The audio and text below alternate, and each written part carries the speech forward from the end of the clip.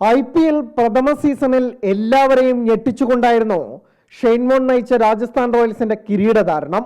എന്നാൽ പിന്നീട് നടന്ന 16 സീസണിലും കപ്പിൽ ഒരിക്കൽ കൂടി തൊടാൻ രാജസ്ഥാനായിട്ടില്ല. മലയാളി താരം സഞ്ജു സാംസണ് കീഴിൽ 2022 ഫൈനലിൽ തോറ്റ രാജസ്ഥാന്റെ ഇത്തവണത്തെ മടക്കം രണ്ടാം ക്വാളിഫയറിൽ തോറ്റ അത്യുജ്വല തുടക്കത്തിന് ശേഷം അവസാനം കലമുടയ്ക്കുന്നതാണ് ഇത്തവണയും തിരിച്ചടിയായത്.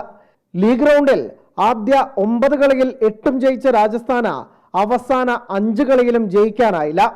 എലിമിനേറ്ററിൽ ബംഗളൂരുവിനെ തോൽപ്പിച്ചെങ്കിലും ഹൈദരാബാദിനോട് പാടെ പിഴച്ചു. അനാരോഗ്യത്തെ പഴിക്കാമെങ്കിലും ബാറ്റർമാർ കളിമറന്നത് തന്നെയാണ് പ്രധാന പ്രശ്നമായത്. ഇംഗ്ലണ്ട് ടീമിന് വേണ്ടി കളിക്കാൻ പോയ ജോസ് ബട്ട്ലറുടെ വിടവ് നികത്താൻ പറ്റാത്തതും തിരിച്ചടിച്ചു. സഞ്ജുവിനും വൻ തിരിച്ചടിയാണ് ഈ തോൽവി. ഒരുപക്ഷെ കപ്പ് നേടാനായിരുന്നെങ്കിൽ 2020 ലോകകപ്പിനുള്ള ഇന്ത്യൻ ടീമിന്റെ ആദ്യ 11-ൽ സഞ്ജുവിന് സ്ഥാനം ഉറപ്പിക്കാമായിരുന്നു.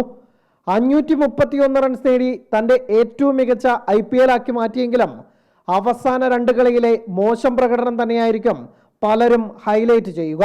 രാജസ്ഥാൻ ഫാനാണ് ഞാൻ, വെറുതെ ചെന്നൈ ജേഴ്സി ഇട്ടേക്കുന്നതാണ്. ജയിക്കാൻ വേണ്ടി മാച്ച് കഷ്ടപ്പെട്ട് ബോൾ ചെയ്ത് 175 നല്ല സ്കോറാണ്, ചേസ് പറ്റുന്ന സ്കോറാണ്. ഈ സഞ്ജു ഇതാണ് പ്രശ്നം. ഈ ഇമ്പോർട്ടന്റ് മാച്ചസിൽ പുള്ളി അടിക്കില്ല റൺസ്, പെട്ടെന്ന് ഔട്ടാവും വേഗം.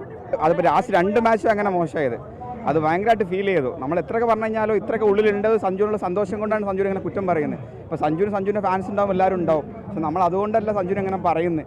അത്രത്തോളം നമ്മൾ ഇഷ്ടപ്പെടുന്നതുകൊണ്ടാണ് സഞ്ജുവിനെ നമ്മൾ എക്സ്പെക്ട് ചെയ്യുന്നത്. സഞ്ജു ഒരു ക്രൂഷ്യൽ മാച്ച് വരുമ്പോൾ ബാക്കിയുള്ള നോർത്ത് ഇന്ത്യൻസ് ഇപ്പോൾ ലോബി സോഷ്യൽ മീഡിയയിൽ പറയുന്ന അതേ ഒരു ഫീൽ നമുക്ക് വന്നു പോവാണ്.